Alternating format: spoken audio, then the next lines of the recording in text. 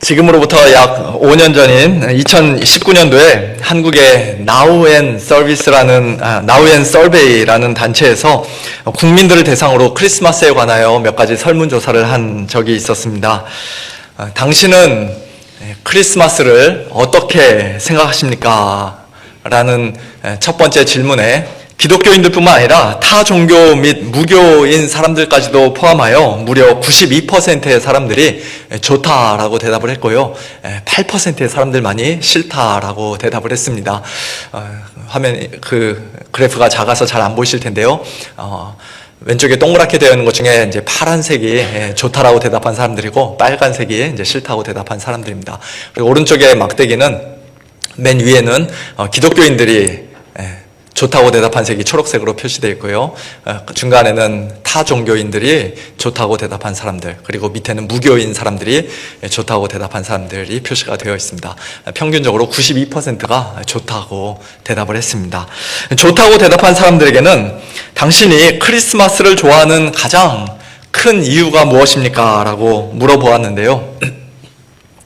3위부터 말씀드리면 크리스마스 장식과 캐롤이 좋아서, 2위는 쉴 수 있어서, 그리고 대망의 1위는 가족과 함께 할 수 있어서였습니다.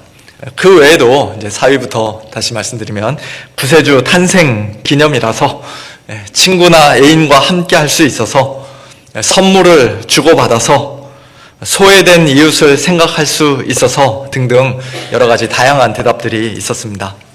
예수님을 믿지 않는 사람들도 크리스마스를 싫어하기보다는 좋아하는 사람들이 압도적으로 많다는 사실이 한편으로는 참 뿌듯하기도 했습니다만, 그러나 그 좋아하는 이유가 대부분 예수님과는 별로 상관이 없다는 사실이 또 한편으로는 씁쓸하기도 했습니다. 우리 크리스찬들에게는 그 여러 가지 이유들 중에서 무엇보다도 구세주 탄생 기념이어서가 우리의 그 가장 큰 이유, 우리가 크리스마스를 좋아하는 가장 큰 이유가 되어야 하지 않을까 싶습니다. 오늘 본문인 이사야 9장은 기원전 8세기, 즉 예수님 태어나시기 약 700여 년 전에 쓰여진 말씀인데요. 놀랍게도 수백 년 후 이스라엘 땅에 한 아기로 태어나실 메시아 예수 그리스도에 관한 예언이 아주 생생하게 기록되어 있습니다. 방금 전에 언급했던 설문조사에서 사람들이 크리스마스를 좋아하는 여러 가지 이유들 중에는 선물을 주고받아서라는 것도 있었는데요. 사실 크리스마스는 우리끼리 서로 선물을 주고받는 날이기 이전에 하나님께서 우리에게 먼저 선물을 주신 날이죠. 가장 크고 가장 귀한 선물을 주신 날입니다. 6절 말씀처럼, 오늘 본문 6절 말씀처럼 우리에게 한 아기가 태어나게 하신 하나님께서는 또한 한 아들을, 하나님의 독생자요 다윗의 자손인 한 아들을 우리에게 선물로 주셨습니다.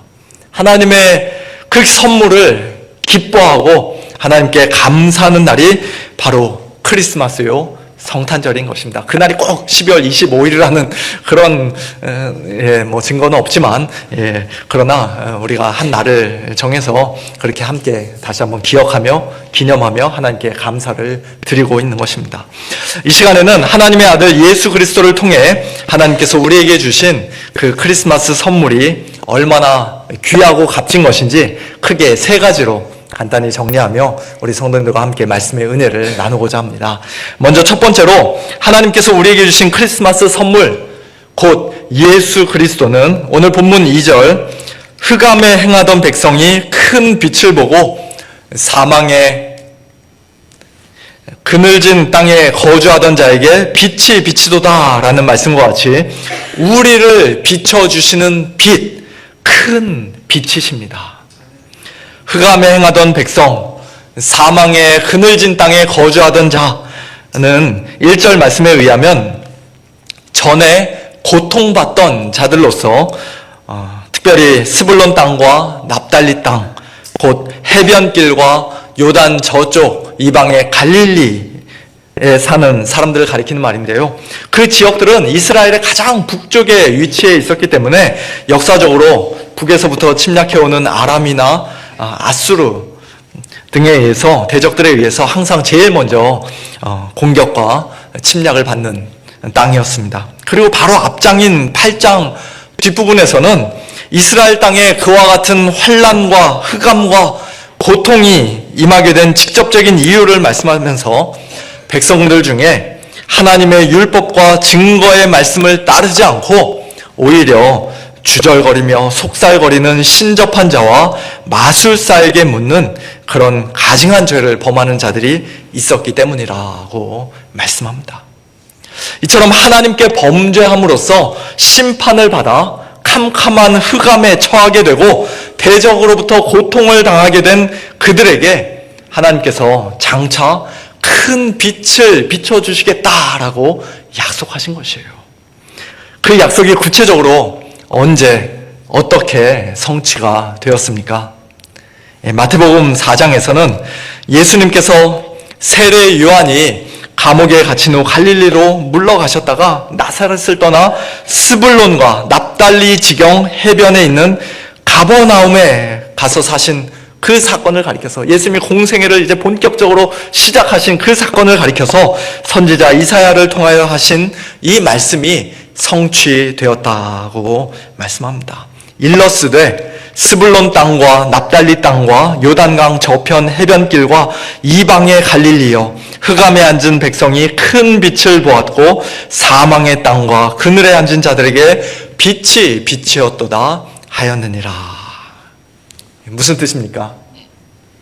요한복음에서도 여러 번 말씀하시는 것처럼 2000년 전 이 땅에 오신 예수님께서 바로 그 큰 빛, 참 빛, 곧 세상에 와서 각 사람에게 비추는 빛이시라는 것입니다.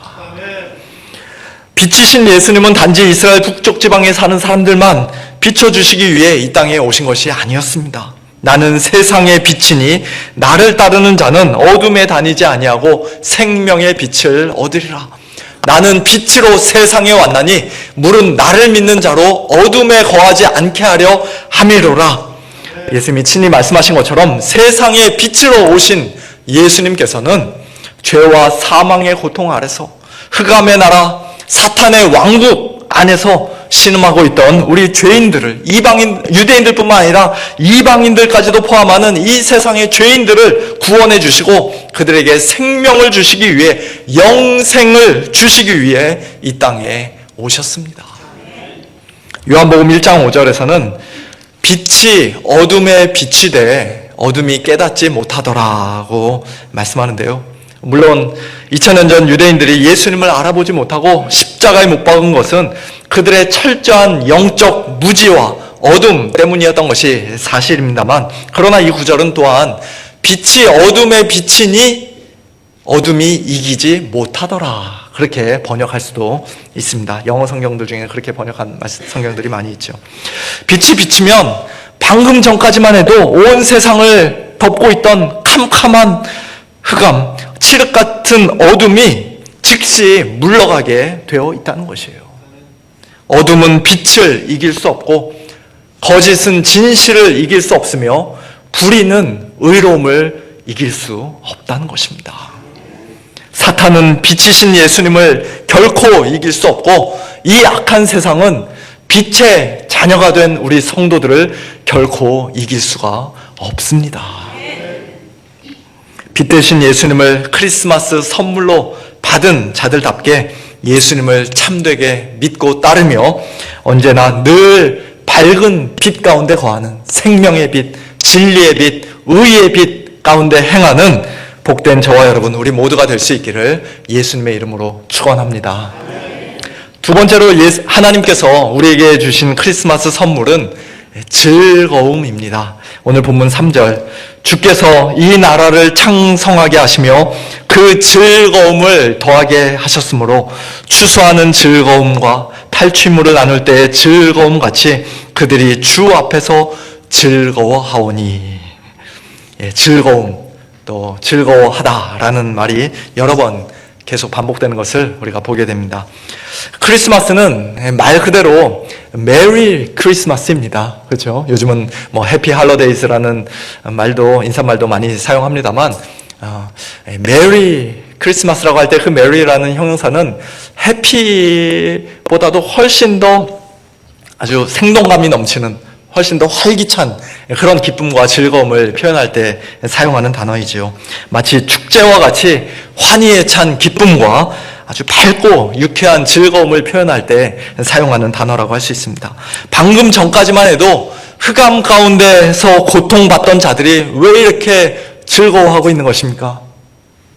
물론 그들에게 빛이었기 때문이라고 할 수 있습니다만, 오늘 본문 4절과 5절에서는 그들이 기뻐하고 즐거워하는 그 직접적인 이유를 이는, 즉 왜냐하면 이라는 단어를 사용해서 말씀합니다. 4절, 이는 그들이 무겁게 맨 멍에와 그들의 어깨의 채찍과 그 압제자의 막대기를 주께서 꺾으시되 미디안의 날과 같이 하셨기 때문이라고 말씀합니다. 또 5절도 우리말 개역성경에서는 이는이라는 말이 생략되어 있습니다만 원래 원어에는 이는이라는 말이 똑같은 단어가 들어있습니다. 이는 어지러이 싸우는 군인들의 신과 피 묻은 겉옷이 불에 섭같이 살라질 것이기 때문입니다.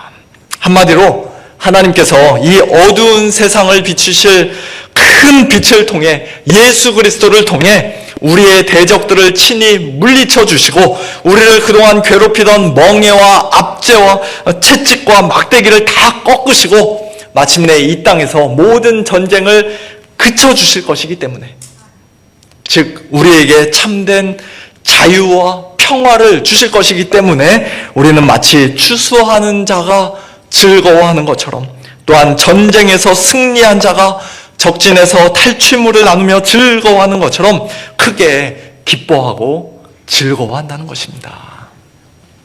특별히 4절에서 미디안의 날과 같이 하셨다라는 것은 사사기에 기록되어 있는 기드온과 300용사 사건을 가리키는 말인데요. 그 적은 수로 무려 13만 5천 명의 미디안 대군을 물리치고 승리할 수 있었던 것은 전적으로 하나님의 은혜였죠. 마찬가지로 우리가 예수 그리스도 한 분을 통해 사탄 마귀의 무시무시한 멍에와 압제로부터 참된 자유와 평화를 얻게 된 건 역시도 전적으로 하나님께서 하신 하나님의 은혜라는 것입니다. 사랑하는 성도 여러분, 오늘 저와 여러분에게 크리스마스가 메리 크리스마스인 이유는 단순히 가족들과 함께하기 때문에, 하루 좀 푹 쉴 수 있기 때문에, 또는 멋진 장식이나 즐거운 캐롤송 때문에가 아닙니다. 우리끼리 좋은 선물을 주고받기 때문도 아닙니다. 물론 그런 것들도 우리에게 어느 정도 기쁨이 되고 큰 즐거움을 주는 것이 사실입니다만, 그러나 가장 큰 기쁨과 진정한 즐거움은 바로 하나님께서 예수 그리스도를 통해 우리를 구원해 주신 그 구원의 즐거움인 줄로 믿습니다. 시편에서 다윗은 그와 같은 기쁨과 즐거움에 대해 거듭거듭 말씀합니다. 주께서 생명의 길을 내게 보이시리니 주의 앞에는 충만한 기쁨이 있고 주의 오른쪽에는 영원한 즐거움이 있나이다. 내 영혼이 여호와를 즐거워하며 그의 구원을 기뻐하리로다. 자신의 범죄로 인해 그 즐거움을 잃어버렸을 때 다윗은 또 주의 구원의 즐거움을 내게 회복시켜달라고 눈물로 기도하며 하나님 앞에 회개하기도 했습니다. 이와 같은 구원의 기쁨과 즐거움은 우리의 모든 외적인 상황과 환경을 뛰어넘고 초월하는 것이기에 하박국 선지자는 또 이렇게 말씀합니다. 비록 무화과 나무가 무성하지 못하며 포도나무에 열매가 없으며 감람나무에 소출이 없으며 밭에 먹을 것이 없으며 우리의 양이 없으며 외양간에 소가 없을지라도 나는 여호와로 말미암아 즐거워하며 나의 구원의 하나님으로 말미암아 기뻐하리로다. 아멘. 이 고백이 오늘 저와 여러분의 고백이 되어야 할 줄로 믿습니다. 이와 같은 기쁨과 즐거움은 다름 아닌 우리 예수님 안에 있습니다. 그래서 믿음으로 예수님과 하나 되고 예수님과 늘 동행하는 우리 성도들은 빌립보서 4장 4절, 주 안에서 항상 기뻐하라. 내가 다시 말하노니 기뻐하라는 말씀과 같이 언제 어떤 상황 속에서도 늘 기뻐하며 또 항상 기뻐할 수 있는 줄로 믿습니다. 예수님 안에 있는 이 놀라운 기쁨과 구원의 즐거움이 오늘 이 시간 성탄 감사 예배를 드리고 있는 저와 여러분 우리 모두의 마음속에 풍성히 넘쳐나기를 예수님의 이름으로 축원합니다.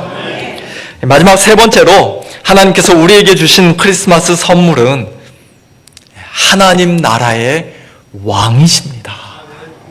오늘 본문 6절과 7절에는 장차 태어날 한 아기와 하나님께서 우리에게 선물로 주시는 한 아들 예수 그리스도에 관한 여러 가지 호칭과 그의 사역이 기록되어 있는데요. 그 모든 것을 한마디로 요약하면 예수님이 곧 하나님 나라의 왕이시라는 것입니다. 6절 그의 어깨에는 정사를 메었다. 또 7절 그 정사와 평강의 더함이 무궁하다 라고 할 때 정사라는 단어는 영어 성경에서 주로 도미니언 또는 government라고 번역된 말로서 우리말로는 통치권, 다스림, 정부, 권세 등으로 번역될 수 있는 말입니다. 예수님이 한 나라를 통치하고 다스리시는 왕이시라는 것이에요. 7절 후반부의 말씀처럼 예수님은 다윗의 왕좌에 앉아 그의 나라에 군림하여 그 나라를, 즉 하나님께서 일찍이 다윗에게 주겠노라 약속하셨던 그 나라를, 하나님의 나라를 굳게 세우시는 왕이십니다. 이 세상 모든 나라들은 한때 흥했다가 곧 망하기도 하고 어느 날 갑자기 생겨났다가 또 언젠가 없어지기도 하지만, 그러나 예수님이 왕으로서 다스리고 통치하시는 하나님의 나라는 그 정사와 평강의 더함이 무궁하며 지금 이후로 영원히 보존되는 나라, 한마디로 영원 무궁한 나라입니다. 또한 이 세상 나라는 지도자들의 온갖 비리와 부정부패로 잔인한 폭정으로 나라가 크게 어려워지고 심하면 망하기까지 할 수도 있지만, 그러나 하나님 나라의 왕이신 예수님은 정의와 공의로 다스리시는 분이며 그 나라를 영원히 보존하시는 분입니다. 오늘 본문 6절에서는 하나님 나라의 왕이신 예수님이 도대체 누구신지, 어떤 분이신지 그의 이름을 크게 네 가지로 말씀하는데요. 먼저 첫 번째는 기묘자와 모사입니다. 기묘자라 모사라. 그런데 영어 성경 중에서는 킹 제임스 성경만 우리 개역 성경처럼 기묘자, 원더풀, 그리고 모사, 카운셀러, 그 둘을 따로따로 나눠서 쉼표로 구분해서 번역을 했고요. 나머지 다른 성경들은 원더풀 카운셀러라고 하나로 붙여서, 또 몇몇 다른 한글 성경들은 놀라우신 조언자, 위대한 상담자, 탁월한 경륜과 등과 같이 하나의 호칭으로 연결해서 번역을 했습니다.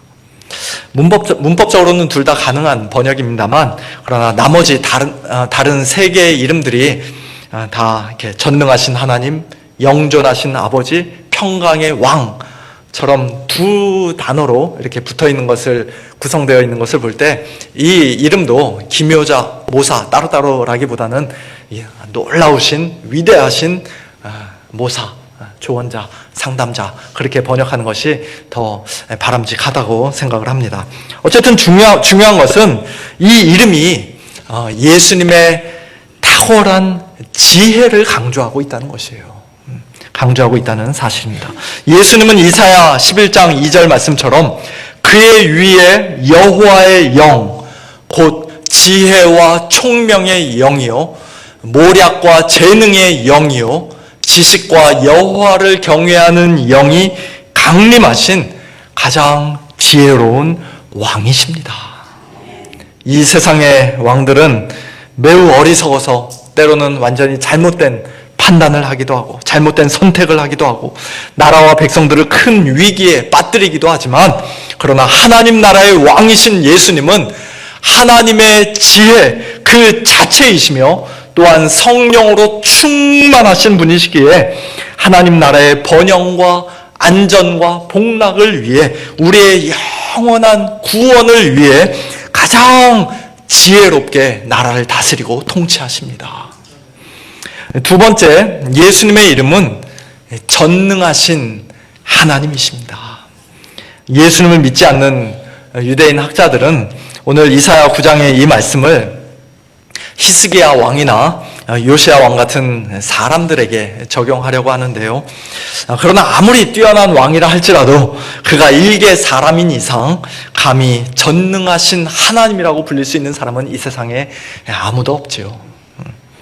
이 호칭은 오늘 본문 바로 다음 장인 10장 21절에서 하나님을 가리키는 표현으로 정확히 똑같이 사용됩니다. 그 날에 남은 자, 곧 야곱의 남은 자가 능하신 하나님께로, 전능하신 하나님께로 돌아올 것이라, 그렇게 말씀합니다. 그렇습니다. 하나님 나라의 왕으로 이 땅에 오신 예수님은 우리와 똑같은 인성을 가진 한 아기로 응애하면서 엄마 뱃속에서 태어나셨을 뿐만 아니라 동시에 전능하신 하나님이십니다. 다윗의 아들 다손으로 왕자에 앉으셨을 뿐만 아니라 동시에 일찍이 다윗이 자신의 주라고 불렀던 분, 곧 다윗의 주님이시오 다윗의 하나님이십니다. 이 세상 왕들은 정말로 꼭 하고 싶은 게 있어도 능력이 없어서 그 일을 제대로 이루지 못하고 나라를 똑바로 통치하지 못할 때가 많이 있는데요. 하나님 나라의 왕이신 예수님은 전능하신 하나님이시기에 이 세상에 능치 못할 일이 하나도 없습니다. 강한 자인 사탄 마귀도 더 강한 자요 전능하신 하나님인 예수 그리스도 앞에서는 패할 수밖에 없습니다. 세 번째, 예수님의 이름은 영존하시는 아버지입니다. 한 아기가 동시에 하나님이신 것처럼 한 아들이 동시에 아버지라고 불리는 일종의 역설을 우리는 다시 한번 발견하게 되는데요. 여기서의 아버지는 삼위일체 제1위격인 성부 하나님을 가리키는 표현이 아니라 백성들을 마치 아버지와 같이 든든하게 돌보시고 지키시고 보호하시고 또 모든 필요를 신실하게 공급해 주시는 그와 같은 자애로운 왕의 모습을 묘사하는 표현이라고 할 수 있습니다. 예수님은 아버지와 같이, 그것도 보통 아버지가 아니라 영존하시는 아버지와 같이 하나님 나라의 백성인 저와 여러분을 온전히 책임져 주시고 영원토록 보살펴 주시고 우리를 마침내 천국에까지 영광스러운 하나님의 나라, 완성된 하나님의 나라, 새하늘과 새 땅으로까지 인도해 주시는 그와 같은 가장 자애로운 왕이심을 믿으시기 바랍니다. 마지막 네 번째, 예수님의 이름은 평강의 왕입니다. 이 세상 모든 나라의 왕과 지도자들은 백성들에게 결코 진정한 평화를 줄 수 없지만 평강의 왕으로 이 땅에 오신 예수님께서는 2000년 전 이 땅에 태어나실 때 지극히 높은 곳에서는 하나님께 영광이요 땅에서는 하나님이 기뻐하시는 사람들 중에 평화로다라고 천사들이 찬송했던 것처럼 우리에게 참된 평화를 주시는 분입니다. 예수님께서 저와 여러분에게 어떤 평화를 주셨습니까? 무엇보다도 우리의 죄악으로 말미암아 하나님과의 친밀했던 관계가 깨어지고 하나님의 진노 아래 놓이게 된 저와 여러분을 하나님과 다시 화평하고 화목한 자들이 될 수 있게 해주셨지요.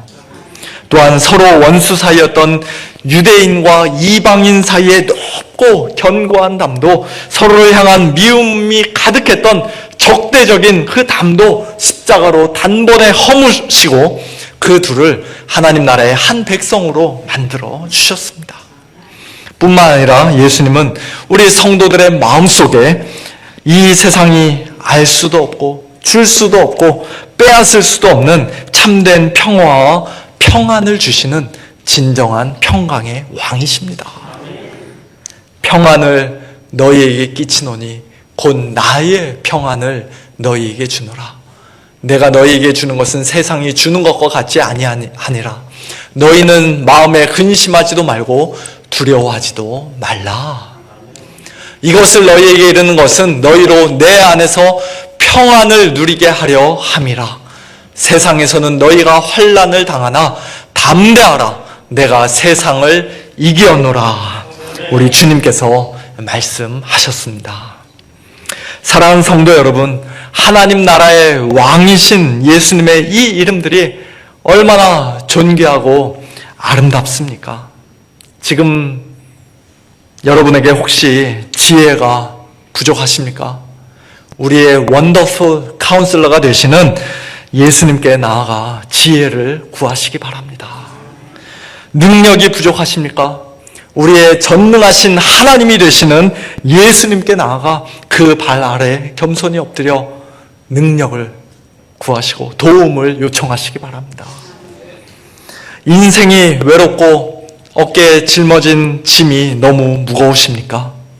우리의 영존하시는 아버지가 되시는 예수님께서 오늘도 우리를 책임져 주시고 사랑으로 항상 돌봐주시며 가장 안전하게 보호해 주신다는 것을 믿으시기 바랍니다. 마음에 이런저런 근심과 두려움이 있습니까? 주위 사람들과의 관계가, 인간관계가 산산조각 깨어졌습니까? 범죄하여 하나님의 진노 아래 놓여 있는 것처럼 느껴지십니까? 우리의 평강의 왕이 되시는 예수님 앞에 참된 회개와 믿음으로 나아가 십자가 단단히 붙잡고 예수님 안에서 진정한 평화와 평안을 누리시기 바랍니다. 뿐만 아니라 아직도 어두운 흑암 속에서 갈 길 몰라 방황하며 헤매고 계신 분들 혹시 우리 가운데 계시다면 빛 되신 예수님께로 속히 달려 나오시고 또 언제부터인가 구원의 즐거움을 잃어버린 채 하루하루 고통과 슬픔 가운데 살고 계신 분들 혹 계시다면 구원의 즐거움을 다시 회복시켜 달라고 간절히 기도하는 가운데 주 안에서 항상 기뻐하시기 바랍니다. 하나님은 우리에게 크리스마스 선물 주시기를 그 어느 누구보다도 가장 기뻐하시는 분입니다. 만군의 여호와의 열심히 이를 이루시리라는 오늘 본문의 마지막 말씀처럼 우리의 열심이 아니라 하나님의 열심이 마침내 하나님 나라의 왕이신 예수 그리스도를 우리에게 크리스마스 선물로 이미 보내주셨고 우리를 하나님 나라의 복된 백성으로 삼아 주셨습니다.